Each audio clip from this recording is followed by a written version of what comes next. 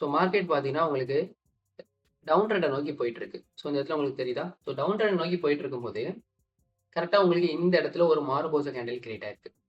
அதாவது இந்த இடத்த நோட் பண்ணி பாருங்க. ஸோ இந்த இடத்துல உங்களுக்கு மாறுபோச கேண்டில். ஸோ டாப் அண்ட் டவுன்ல நான் சொன்ன மாரியே உங்களுக்கு சுத்தமா ஒரு விக் கூட இல்ல பார்த்தீங்களா? ஸோ இந்த மாரி கிரியேட் ஆனா மட்டும் தான் அது மாறுபோச கேண்டில். அதுவும் இல்லாம அது உங்களுக்கு ரேண்டமான பிளேஸ்ல வரல. ஒன்ஸ் டாப்ல இருக்கிற அப் ட்ரெண்ட் அதாவது டவுன் ட்ரெண்ட்ல இருக்கிற அந்த டாப் லைன் இருக்கு பார்த்தீங்களா? ஸோ அது ரெசிடென்ஸ் லைன். ஸோ அந்த லைன டேப் பண்ணிட்டு உங்களுக்கு மாறுபோச கேண்டில் கிரியேட் ஆயிருக்கு. அப்போ நீங்க எப்படி என்ட்ரி எடுக்கலாம்னு பார்த்தீங்கன்னா, ஒன்ஸ் செல் பொசிஷன் எடுத்து மாறுபோச கேண்டில் முடிஞ்சதுக்கப்புறம் என்ட்ரி எடுக்கிறீங்க. ஸ்டாப் லாஸ் பார்த்தீங்கன்னா, மாறுபோச கேண்டிலுக்கு மேல வச்சாலும் ஓகே. அப்படி இல்லன்னா, அதுக்கு முன்னாடி வந்த ஹை இந்த இடத்துல இருக்கு அந்த ஹை. ஸோ இந்த இடத்துல உங்களுக்கு ஏற்கனவே ஒரு ஹை இருக்கு பார்த்தீங்களா? ஸோ இதுக்கு மேல நீங்க ஸ்டாப் லாஸ் வச்சாலும் ஓகே. டார்கெட் பார்த்தீங்கன்னா, கீழ இருக்கிற சப்போர்ட் ஜோன் ஆர் 1:2. ஸோ இந்த மாரி வைக்கும்போது, உங்களுக்கு ஈஸியா டார்கெட் ஹிட் ஆயிரும். கரெக்ட்டா இந்த இடத்துல பாருங்க. இந்த இடத்துல உங்களுக்கு ஒரு சப்போர்ட் ஜோன் இருக்கு. ஸோ டார்கெட்டே இப்ப நான் அந்த இடத்துல எடுத்து வைக்கிறேன். ஸோ ஒன்ஸ் பாருங்க, ஒரு 1 ஆர் 2 ஹவர்ஸ்ல என்னோட டார்கெட் ஹிட். ஸோ பயங்கரமான செல் மூவ்மெண்ட் இந்த இடத்துல நடந்திருக்கு பாருங்க. இப்போ பேரிஸ் மார்போஸோட எக்ஸாம்பிள் சார்ட் உங்களுக்கு காமிச்சுட்டேன். இப்போ புல்லிஷ் மார்போஸோட எக்ஸாம்பிள் சார்ட் காட்டுறேன் பாருங்க. இந்த இடத்துல இப்ப பாருங்களேன், கரெக்ட்டா ஒரு புல்லிஷ் மார்போஸோ கேண்டில் கிரியேட் ஆயிருக்கு.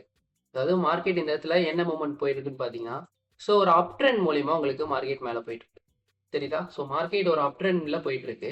ஸோ ஒன்ஸ் அந்த அப் ட்ரெண்ட்ல போயிட்டு இருக்கும்போது, அப் ட்ரெண்ட டச் பண்ணி உங்களுக்கு இந்த இடத்துல பாருங்க, புல்லிஷ் மார்போஸோ கேண்டில் கிரியேட் ஆயிருக்கு. ஸோ வெயிட் பண்ணுங்க, உங்களுக்கு நான் ஜூம் பண்ணி காட்டுறேன். அந்த கேண்டில் நீங்க நல்லா பாருங்க. டாப்லயும் டவுன்லயும் பார்த்தீங்கன்னா, உங்களுக்கு சுத்தமா பிக்கே இருக்காது. ஒன்ஸ் வந்து உங்களுக்கு அந்த கேண்டில் ரேண்டமான பிளேஸ்ல வரல. அது வேலிடான பிளேஸ்ல வந்திருக்கு. மார்க்கெட் ஒரு அப் ட்ரெண்ட் மூவ் ஆயிட்டு இருக்கும்போது, உங்களுக்கு வேலிடான பிளேஸ்ல தான் அந்த மாரபோசா, புல்லிஷ் மாரபோசா கேண்டிலே கிரியேட் ஆயிருக்கு. அப்ப நீங்க இந்த இடத்துல லாங் பொசிஷன் எப்படி எடுப்பீங்கன்னு பார்த்தீங்கன்னா, ஒன்ஸ் அந்த கேண்டில் ஃபினிஷ் ஆனதுக்கப்புறம் என்ட்ரி எடுக்கிறீங்க. ஸ்டாப் லாஸ் மாரபோசா கேண்டில் கீழ வச்சாலும் ஓகே. அப்படி இல்லன்னா இந்த ட்ரெண்ட் லைன் கீழ வச்சிருந்தாலும் ஓகே. டார்கெட் பார்த்தீங்கன்னா, இதுக்கு முன்னாடி எங்க ஹை இருக்குன்னு பார்த்துக்கோங்க. ஸோ இந்த இடத்துல நமக்கு ஃபேர் வேல்யூ கேப் கிரியேட் ஆயிருக்கு. ஸோ ஹை மட்டும் தான் எப்படின்னா, ஃபேர் வேல்யூ கேப் இருந்தாலும் ஓகே, ஆர்டர் பிளாக் இருந்தாலும் ஓகே.